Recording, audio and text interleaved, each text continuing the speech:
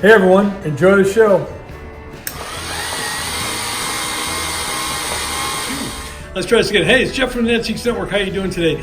We love our Burgermeister here. If you go to our YouTube page, we got a whole episode on the grandson of the owner, the founder of Burgermeister Beer up in San Francisco. Very cool episode. So this is another cool pop-out cardboard ad that we'd have. I see to the side, you can see that the quails are sticking out. It's really, really, really cool.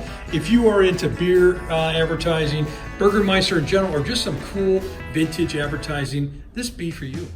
These are antiques. These are mantiques. Antique, mantique. These guys sell mantiques. This is their store.